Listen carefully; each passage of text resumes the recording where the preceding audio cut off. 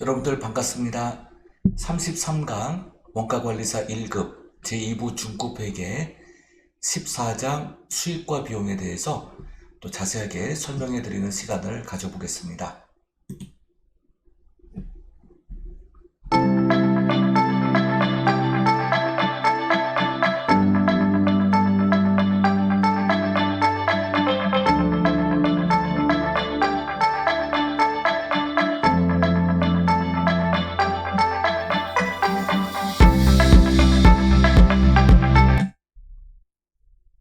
제14장 수익과 비용입니다.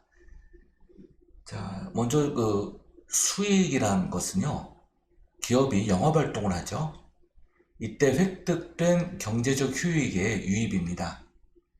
자, 이때 이제 자산의 증가, 또 부채의 감소를 가져오게 되죠.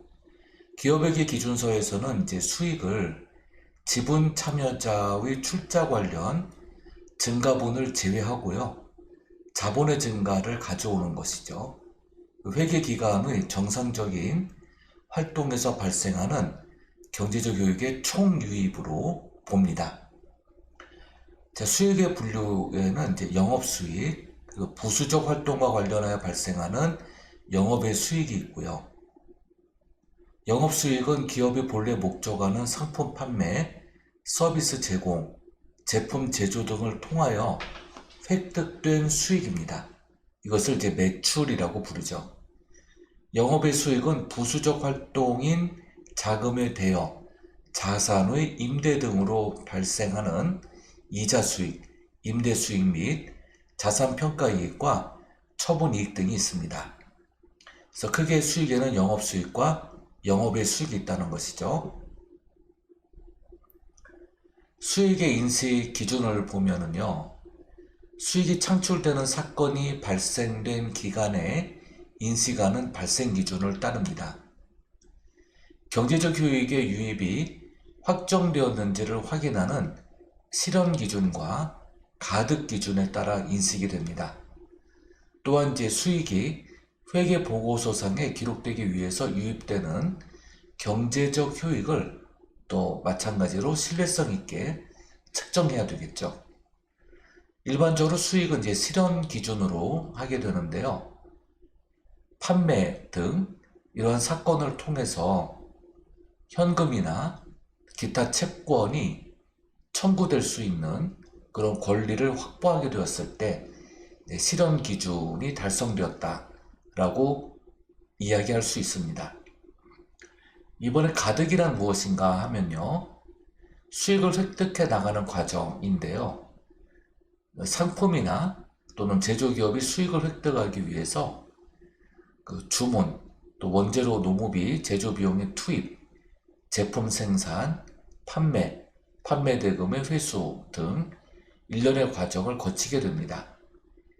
이때 가득 기준을 충족한다는 것은 이러한 과정 중에서 어떠한 시점에 수익의 획득을 위한 결정적 행위가 되었다라는 것으로, 상품 등을 판매할 때 수익 창출의 결정적 과정이 판매라는 사건이 있어야 되죠.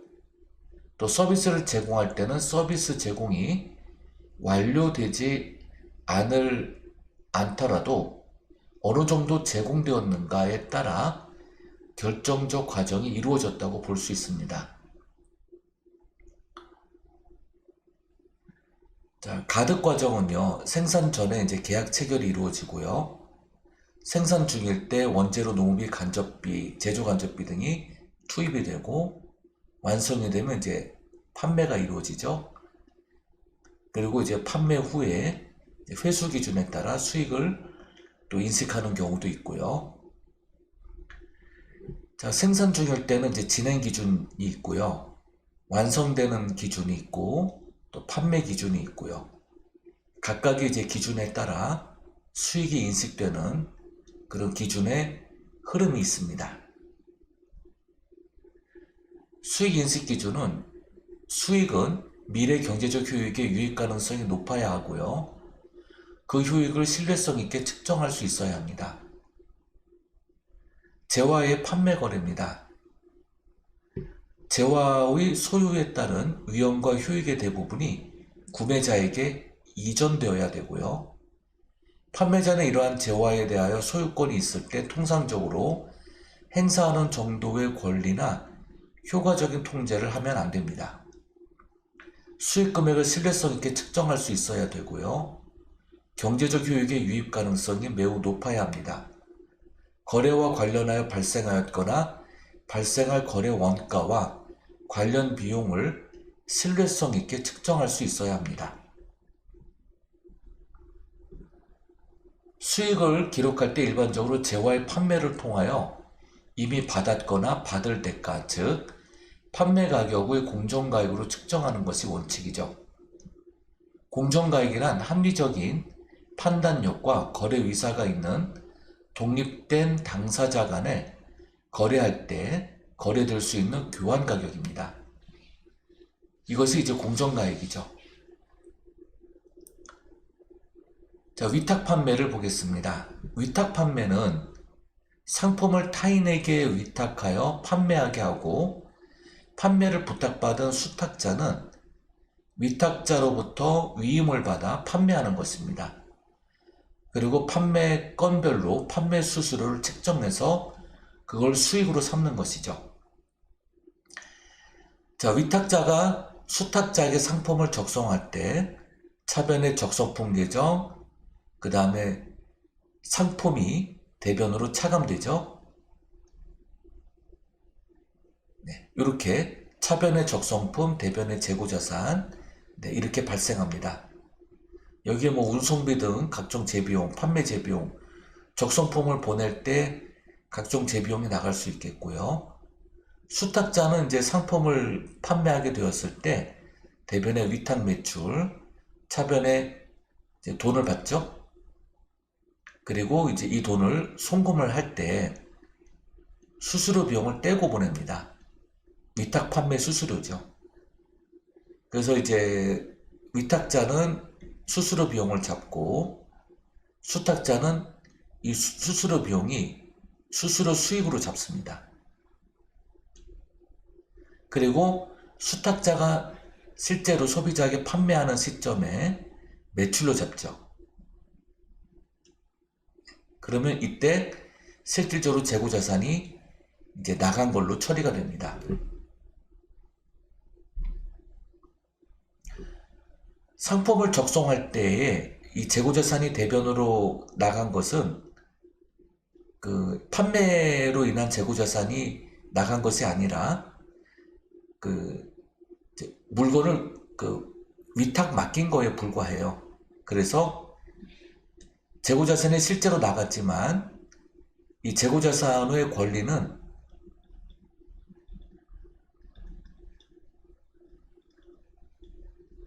위탁자에게 있습니다.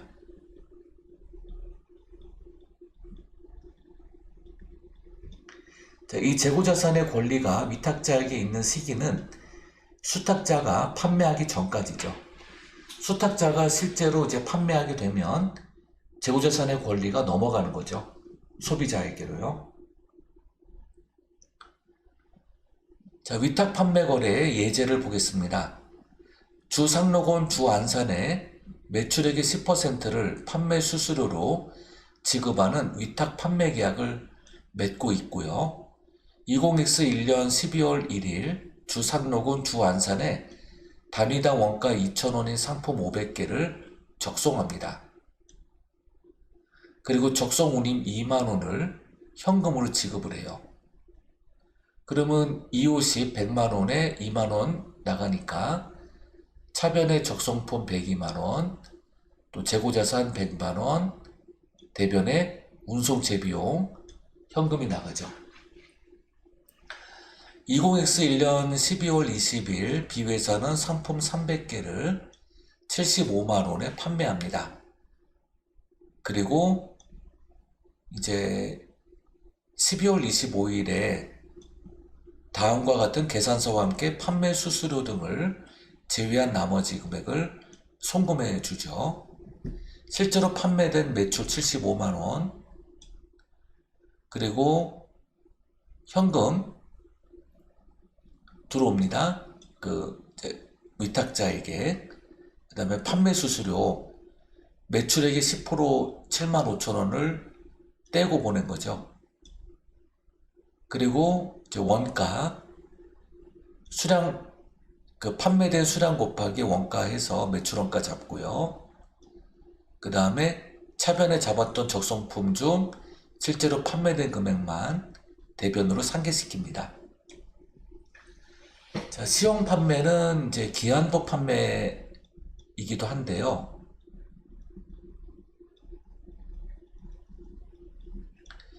즉, 사용 기한을 정하고 판매하는 것입니다. 그래서 소비자가 만족의 의사를 표현하는 때, 그때 이제 판매가 이루어지는 것으로 보는데요. 기한을 정하고 공급합니다. 그래서 기한 내에 만족의 의사가 없다 하더라도 기한이 경과될 때까지 어떤 의사 표현이 없으면 만족의 의사를 표한 걸로 보는 것이죠. 자, 이것이 이제 시용 판매, 또 다시 말하면 기한부 판매가 되는 것입니다. 자, 이번엔 상품권 판매입니다. 상품권은 발행자가 일정한 금액이나 물품 또는 용역의 수량이 기재된 무기명 증표를 발행하고 그 소지자가 발행자에게 제시함으로써 그 증표에 기재된 내용에 따라 상품권의 발행자로부터 물품 또는 용역을 제공받을 수 있는 유가증권이죠.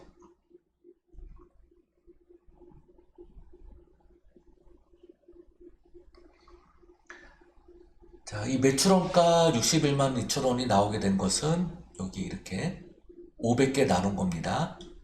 그래서 102만원에 500개 나눈 단가가 2,040원이고 실제로 300개 팔았죠. 곱한 금액이 61만 2천원이에요. 61만 2천원 이렇게 나왔다는 거 보여드리는 것이고요. 자, 상품권을 발행하면 이제 선수금입니다. 이거는 이제 재활 공급이 아니죠. 그래서 부채로 잡아요.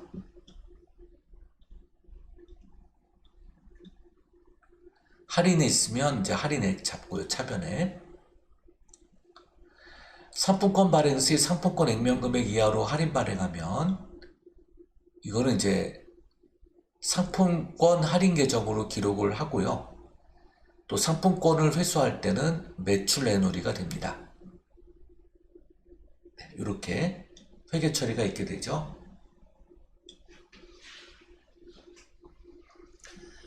자, 예제 14-2에서 상품권 판매 거래의 회계 처리 봅니다. 주상록은 2016년 1월 1일 상품권 100매, 액면가로 만원이고요. 이걸 발행했어요. 현금 98만원을 수령했고요. 발행된 상품권의 유효기간은 6개월입니다. 법정기간은 1년. 주상록이 상품권 유효기간 동안 회수한 상품권 수량은 80매이고요. 현금 15만원이 거스름돈으로 지급되었습니다. 한편 유효기한은 경과하였으나 법정기한 내 회수한 수량은 18매입니다. 주상록은 상품권상 유효기간이 경과된 상품권에 대해서는 액면의 50%를 현금으로 반환합니다. 나머지 2매는 법정 유효기간이 경과한 이후에도 회수되지 않았고요. 자, 그러면은 이제 상품권 발행을 할 때 현금 98만원을 수령했죠. 그 나머지 2만원은 할인 금액입니다. 그래서 상품권 선수금 대변에 부채 잡고요. 그리고 80매가 회수되었어요. 만원이죠. 그래서 이제 단가 만원, 그 상품권 선수금이 차변으로 상계되고요. 그 다음에 여기에서 이제 매출이 일어나게 되죠. 65만원어치 매출이 일어나게 됩니다.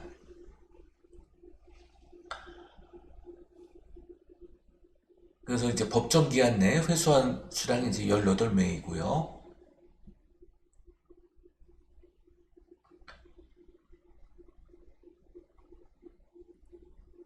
그 다음에 이제 상품권 할인이 있게 되죠.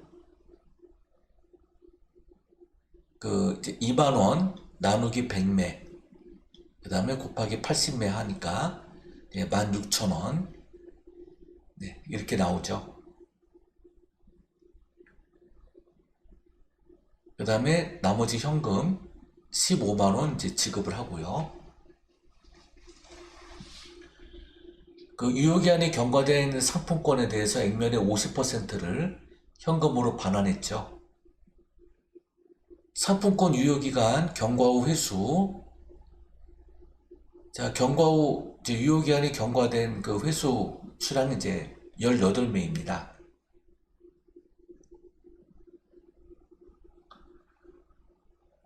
네. 그래서 이렇게 그 18매에 대해서 차변에 상품권 선수금 이렇게 이제 차변에 오게 되고요. 요 100만원에서 일부가 이렇게 차변에 오는 것이죠. 그리고 상품권 할인 금액은 2만원 나누기 100매 18매 그 회수한 수량에 대해서 계산된 금액이고요. 그 다음에 2매가 회수가 안 되었죠. 그래서 이제 400원 계산이 된 겁니다. 200원씩 계산돼 가지고요.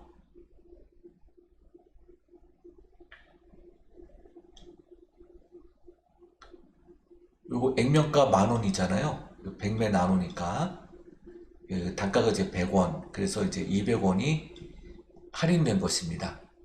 그리고 이제 잡이익으로 19,600원이 이제 잡히게 되죠. 액면가 10,000원이죠. 액면가 10,000원 두 장이 회수가 되지 않았으니까 대변에 있던 상품권 선수금 일부가 차변에 오게 되고요. 그리고 이제 19,600원만큼이 이제 잡이익으로 잡히게 됩니다. 상품권 할인 금액은 이렇게 2만원 나누기 100매 곱하기 2매 한 거죠. 네.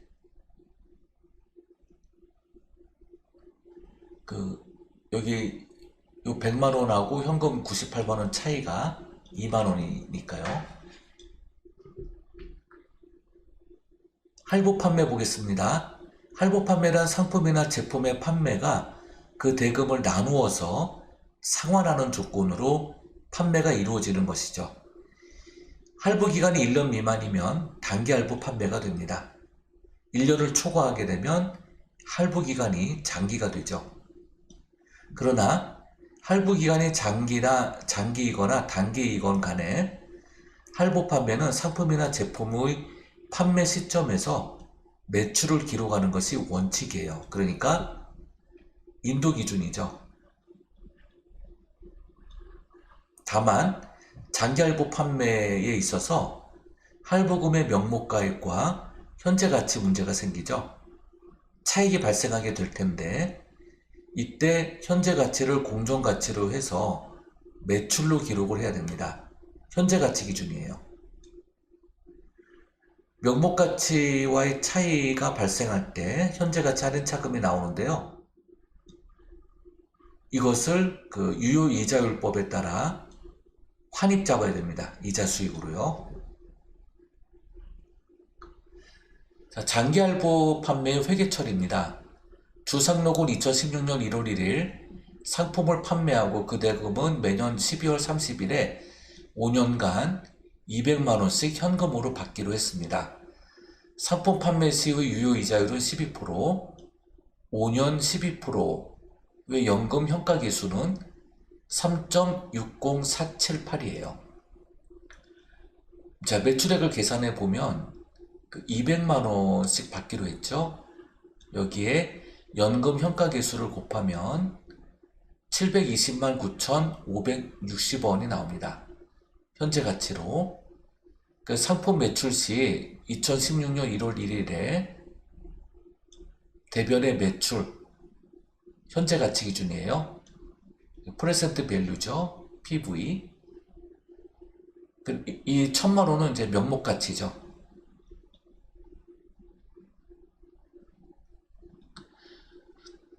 명목 가치와 현재 가치의 그 차이를 현재 가치 할인 차금이라고 합니다. 그렇게 해서 그 이자 수익률이 이제 유효 이자율 12%죠. 여기에다가 12%를 곱한 금액이 865147이 됩니다. 반올림해야 되겠죠. 그래서 이제 이 차금 상각액이 되는데요. 그 상환하기 전 그 장부가액이 나오죠.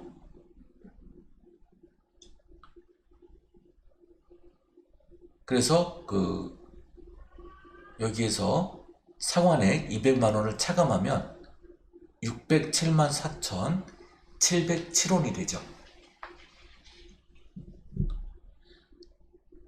자, 상환 후 장부가액에 상환 전 장부가액 2016년 12월 말일. 네. 그래서 요 차금 상각의 차이죠. 그래서 상환 후 장부가액에다가 요 금액을 더합니다. 그리고 매년 상환액 200만원을 차감하면 또 상환 후 장부가액이 나오죠. 그래서 2016년 12월 말일 기준으로 현금 200만원 들어오고 장기성 매출채권 200만원 발생하죠. 차변의 현재가치 할인 차금 865147, 요 금액만큼 이자 수익을 잡게 됩니다. 반품 조건부 판매 보겠습니다. 반품 조건부 판매란 고객이 상품을 수령한 후 반품할 수 있는 권리가 계약상 존재하는 판매 거래입니다. 반품 예상액을 합리적으로 추정 가능하다면 제품 등의 판매 시점에서 수익을 인식하고 반품 예상되는 금액은 충당 부채가 됩니다.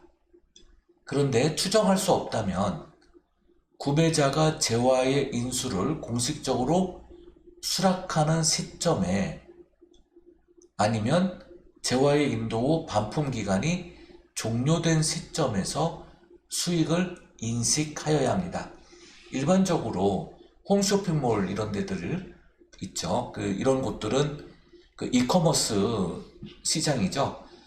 그래서 이제 이커머스에서 판매되는 재화들은 다 반품 기간이 있어요. 그래서 일반적으로는 반품 기간이 종료된 후 수익을 인식하는 것이 일반적이죠. 일일이 그 수락을 받기가 어렵죠. 그래서 반품 기간이 종료된 시점에서 수익을 인식합니다. 설치 조건부 판매 보겠습니다. 설치 조건부 판매란 상품 등을 판매하고 고객에게 설치 용역을 제공하기로 한 계약이 있는 판매 거래입니다. 설치 용역이 재화 판매에 부수적으로 제공되지 않는다면 재화의 판매 금액은 인도 시점에 수익으로 인식하고 설치 용역과 관련한 수수료는 용역 제공 거래로 진행률에 따라 인식합니다. 설치 용역이 재화 판매에 부수적으로 제공된다면 전체를 재화의 판매 거래로 보고 재화의 인도 시 수익으로 인식합니다. 자, 이번엔 용역의 거래입니다. 용역은 원칙적으로 진행 기준을 따르죠. 완성 기준이 아니라. 그래서 진행 기준에 따라 수익을 인식한다는 것은 용역의 제공 정도에 따라 수익 금액과 수익을 획득하기 위하여 지출된 비용 금액을 합리적으로 추정이 가능하다는 것을 전제하는 것이죠. 그래서 요 네 가지가 있는데요. 수익 금액을 신뢰성 있게 측정할 수 있어야 되고 거래와 관련된 경제적 효익의 유입 가능성이 높아야 하고요. 보고기간 말에 그 거래의 진행률을 신뢰성 있게 측정할 수 있어야 하고요. 이미 발생한 원가 및 거래의 완료를 위한 원가를 신뢰성 있게 측정할 수 있어야 합니다. 용역 제공 거래의 성과를 신뢰성 있게 추정할 수 없다면 진행 기준을 적용할 수가 없어요. 그래서 발생한 비용의 범위 내에서 회수 가능한 금액을 수익으로 인식합니다. 자, 그러나 용역 제공의 그 성과를 신뢰성 있게 측정할 수 없으면서 발생한 원가의 회수 가능성도 매우 낮다면 수익을 인식하지 않습니다. 그리고 발생한 원가를 바로 비용 처리하죠. 진행 기준이라는 것은 그 용역 제공 거래의 성과를 추정할 수 있는 경우 진행 기준, 즉 진행률에 따라 그 진행률만큼 수익을 인식하는 것입니다. 이때 세법에 따라 재화의 공급 기준과 달라요. 그래서 진행률만큼만 수익을 인식하게 돼요. 용역 계약 금액과 총추정 원가입니다. 용역 계약 금액은 용역 제공이 진행됨에 따라 수익 총액을 추정한 금액으로 계산하게 됩니다. 통상 용역을 제공하고 용역 서비스를 제공받는 당사자로부터 받기로 약정한 금액이에요. 총추정 원가란 특정 시점에서 현재 용역 제공을 시작한 시점부터 특정 시점까지 발생한 원가와 그 시점 이후 용역 제공 완료 시점까지 발생할 원가를 합한 금액으로 기 발생 원가에 용역 제공 완료 시점까지 발생할 미래 예상 원가의 합계액으로 합니다. 자, 진행률을 구해야 되는데요. 진행률은 총 추정 원가 대비 현재까지 발생한 누적 원가의 비율, 총 예상 작업량 대비 누적 실제 작업량의 비율, 총 예상 용역량 대비 현재까지 제공한 누적 용역량의 비율입니다.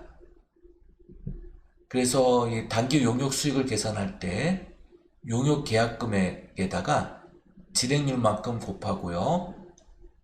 그리고 이 용역 계약 금액은 이제 총 계약 금액이에요. 여기에 저기까지 그 매출로 계산된 금액을 차감합니다. 단기 용역 원가가 발생되면 차변의 미성 용역, 대변의 인건비 나가고 기타 원가 나가고요.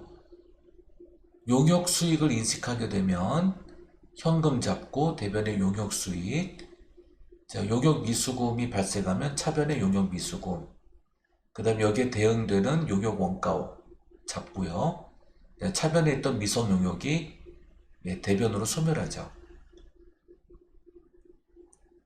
그래서 이런 그 인건비와 기타 원가가 용역 원가로 차변에 인식됩니다. 자, 건설계약의 회계 처리 보겠습니다. 건설계약이란 단일 자산이나 설계, 기술, 기능, 그 최종 목적이나 용도에 있어 밀접하게 상호 연관되거나 상호 의존적 복수 자산을 건설하기 위해 구체적으로 협의된 계약을 얘기하는데요. 건물을 건설하기 위하여 건물의 건축주가 건설 용역을 제공하는 건설회사와 건설 용역 계약을 맺을 때 그 건설 계약이라고 합니다. 건설 계약은 건축주에게 건축 용역을 제공하는 것이에요. 건축 용역을 제공하는 건설회사는 용역 제공 거래로 진행 기준에 따라 수익을 잡습니다. 네, 이렇게요.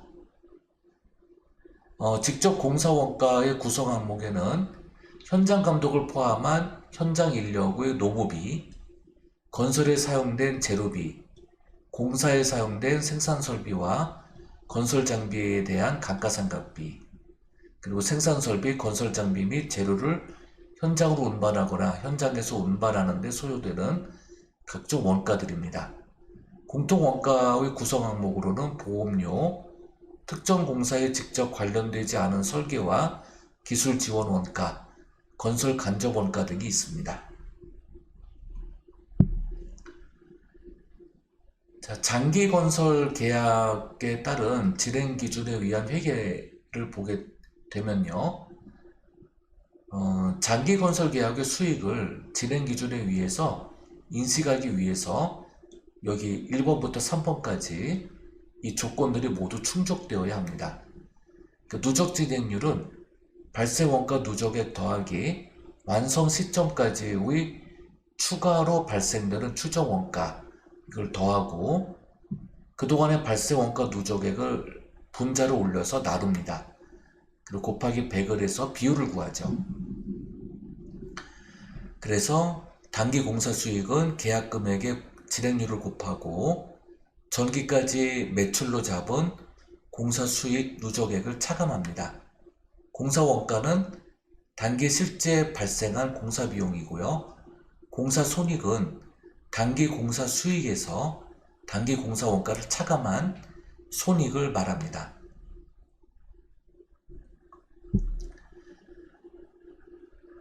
자, 장기 건설 계약의 진행 기준에 의한 회계처리입니다.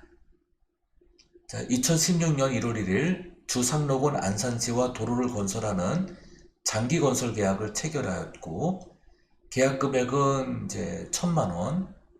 아니네요. 1,000만 원? 네, 맞죠. 네. 그리고 공사가 완성되는 2018년 말까지 공사 활동에 관한 자료가 있습니다. 이렇게 연도별로 기말까지 발생된 원가,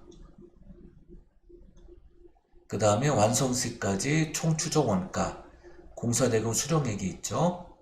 주 3록의 건설공사와 관련하여 진행률과 연도별 공사 수익, 공사 원가와 공사 손익을 계산한 자료가 이렇게 있고요. 자, 3록이 2016년에 해야 할 회계처리 보면은 여기 그 2016년 공사 수익 있죠? 250만 원. 네, 미성공사. 그 다음에 이제 차변에 이제 미성공사 잡고 대변에 제좌. 그 여러 가지 계정들이 그 상대방 계정에 있을 때 대변에 이렇게 제좌로 그냥 그 표시하는 일종의 그 관행이에요. 그 16년 12월 말일에 현금 150만 원 들어옵니다. 공사대금 수령액 있죠, 여기. 그리고 지금 이제 공사 수익이 250만 원이니까 공사 미수금은 100만 원이 되어야 되죠. 그리고 미성공사비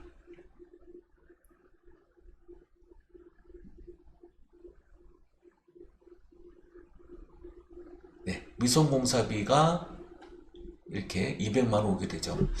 그래서 제가 이게 조금 죄송합니다. 이게 좀 250만 원이 아니죠. 여기 그 기말까지 발생된 원가가 200만 원이에요. 그렇죠? 200만 원.